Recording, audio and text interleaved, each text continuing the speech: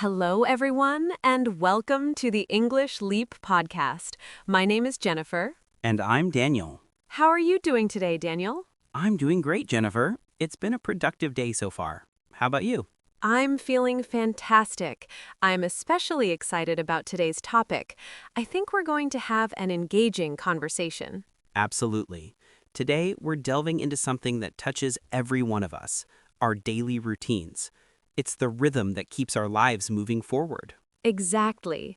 From the moment we wake up to the moment we fall asleep at night, we follow certain habits that define our day.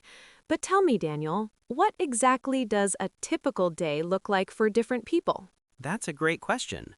Daily routines can look very different depending on your lifestyle, but they're made up of the little things we do regularly.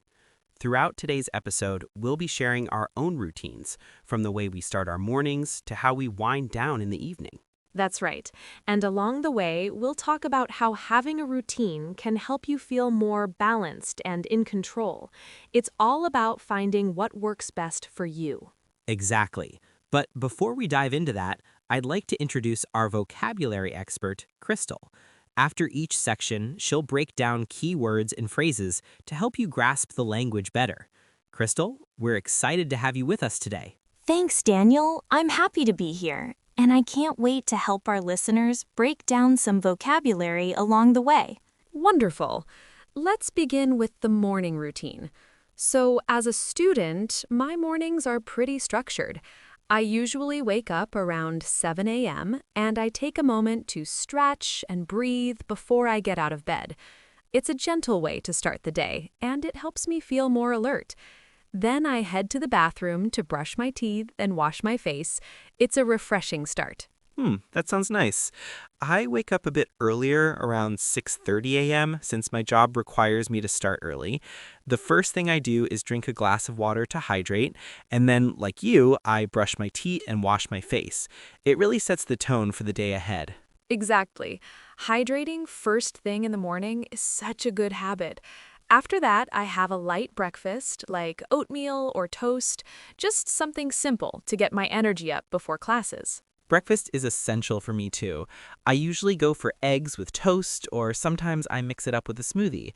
After breakfast, I take a few minutes to check my emails and review my to-do list, so I know what's on the agenda for the day. I do the same. I check my class schedule and make sure I'm ready for the day ahead. It's always nice to feel organized before jumping into things. Absolutely. Having that calm, organized start to the day really makes a difference. Now, to help our listeners dive deeper into the vocabulary we've just used, let's hand it over to Crystal. Crystal, could you walk us through some of the key terms from our morning routines? Absolutely, Jennifer. Let's take a closer look at some key vocabulary from your conversation. Stretch, to extend your body or limbs to loosen up your muscles, which Jennifer does to ease into the day. Hydrate, to give your body water. Daniel starts his day with a glass of water to hydrate himself. Light breakfast, a small, simple meal in the morning, like oatmeal or toast. Jennifer prefers a light breakfast to get her energy up for the day. To-do list, a list of tasks you plan to complete during the day. Daniel reviews his to-do list every morning to stay organized. Those are some useful terms from your morning routine. Now, back to you, Jennifer. Thanks, Crystal. I think understanding these terms in context really helps our listeners absorb them better. Absolutely. And now that we've got the morning covered, it's a great time to move on to the afternoon routine, shall we, Jennifer? Sounds perfect, Daniel. Afternoons for me are when I'm most focused. I usually have classes or study sessions, and I try to take it one step at a time. If it's a long study session, I make sure to take short breaks to stretch and move around. It helps keep my mind fresh. That's a smart approach. My afternoons are usually the busiest part of my day with meetings or project work, but like you, I make sure to take breaks, even if they're just a few minutes.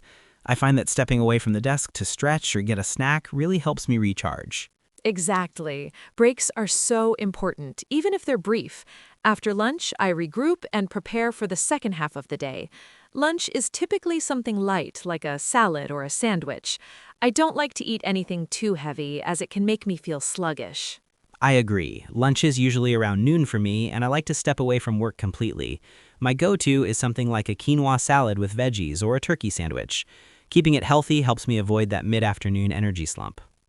That sounds like a great option. After lunch, I tackle my bigger assignments, making sure to get them done while I still have energy. It feels good to wrap up those important tasks before the day winds down. Yeah, I do the same. After lunch, I focus on key projects that require my attention and try to knock them out while I'm still feeling productive. All right, Crystal, could you take us through the vocabulary from our afternoon routines? Certainly, Daniel. Let's break down some of the key terms. Focused, giving your full attention to something, like how Jennifer stays focused during her study sessions. Recharge, to regain energy, which Daniel does by taking short breaks throughout the day. Regroup, taking a moment to organize your thoughts and prepare for the next part of the day. Sluggish, feeling slow and lacking energy, which can happen after a heavy lunch, but both Jennifer and Daniel avoid that by eating light. Knockout, an informal phrase meaning to complete tasks or finish work efficiently. Daniel said he likes to knock out his key projects while he's still productive. Energy slump. This refers to a dip in energy, usually in the afternoon, after lunch. Daniel mentioned avoiding an energy slump by eating a healthy lunch. Those are the key words for the afternoon. Now let's shift to the evening routine. Back to you, Jennifer. Thanks, Crystal. That was really helpful. It's amazing how just a few key words can really make things clearer. Exactly. I love how practical these terms are. You can use them every day. All right, let's wind things down by talking about our evening routines. Evenings are when I like to unwind and relax after a busy day of classes. After dinner, I usually take a short walk or do some light stretching to help me de-stress.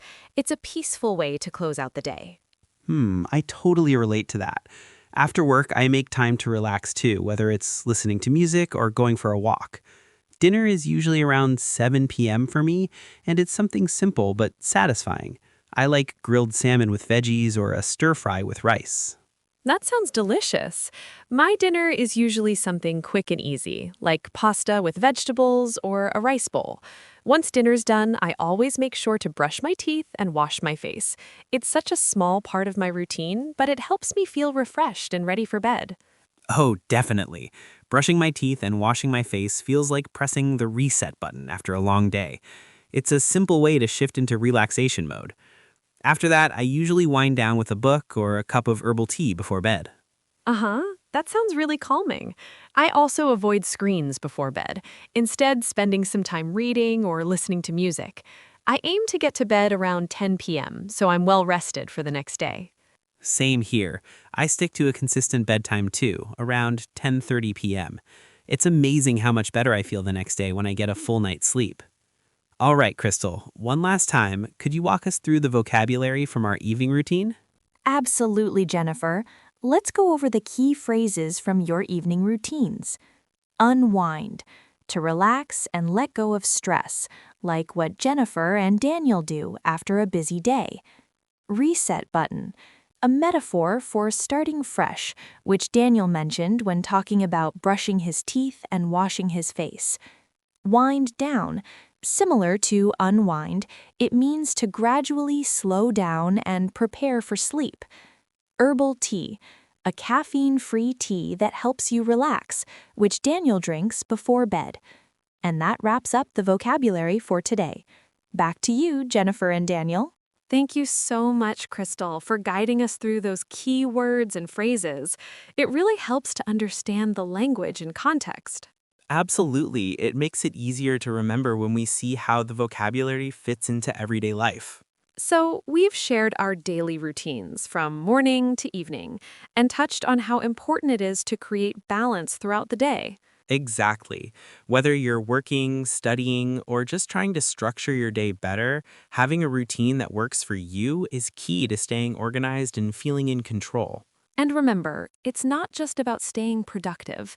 It's about taking those moments to relax, recharge, and take care of yourself. All right, well, that's all for today's episode. We hope this conversation gave you some helpful insights and tips for your own routine. A big thank you to Crystal for breaking down the vocabulary today. We really appreciate it. Thanks for joining us, everyone. Keep building those healthy habits, and we'll see you next time on the English Leap podcast. Take care and have a balanced, productive day ahead. Your progress doesn't end here. To continue advancing your English skills, click on the next video or explore the additional videos we've thoughtfully selected for you.